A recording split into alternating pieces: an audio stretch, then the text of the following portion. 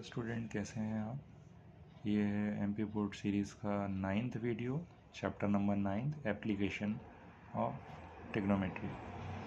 तो यहाँ पर वर्ड प्रॉब्लम बेस्ड क्वेश्चन होता है। ये लगभग 3 मार्क्स के में पूछा जाने वाला क्वेश्चन है।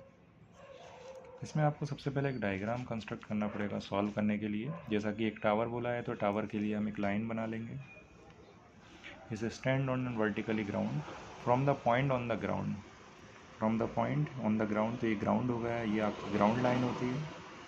तो यहाँ बोला गया है अ tower is stand vertically on the ground. तो ये टावर है, स्टैंड खड़ा हुआ मतलब खड़ा हुआ है ग्राउंड पर।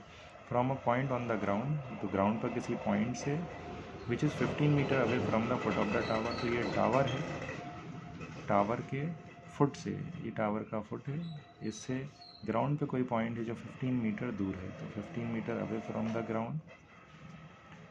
The angle of elevation, elevation का मतलब होता है जब कोई चीज़ ऊपर की तरफ देखी जाती है तो हमारी आंखें और ऊपर जो पॉइंट है जिस जगह हम देख रहे हैं लाइन ऑफ साइट के बीच में बनने वाले एंगल को एंगल ऑफ एलिवेशन बोलते हैं। तो एंगल ऑफ एलिवेशन कितना बन रहा है, 60 degree. Find the height of the tower, तो टावर की हाइट को हम क्या जम कर लेंगे, h। तो इसको सॉल्व करने के लिए सबसे पहले हम कहेंगे let the height of tower be h metre. Now trigonometry apply किया जाएगा। एंगल के जो सामने साइड होती है उसको हम परपेंडिकुलर बोलते हैं, और ये जो 90 डिग्री बन रहा है इसके अपोजिट होगा तो वह हाइपोटेनस। तो बचा कौन, फिर बेस। तो इस राइट एंगल ट्रायंगल में ये 3 चीज़ें हैं। परपेंडिकुलर अननोन है, बेस हमें पता है। तो परपेंडिकुलर और बेस का रिलेशन 10 होता है। तो tan theta is equal to perpendicular upon base. 10 कितने डिग्री है, 60 डिग्री। परपेंडिकुलर आपका h है, बेस की वैल्यू कितनी है आपकी 15। देख रहे हैं आप, ये बेस है आपका 15 दिया हुआ है। हाइट आपकी जिसको परपेंडिकुलर कहा गया है ये h है। यहाँ पर tan 60 की वैल्यू √3 होती है, is equal to h upon 15।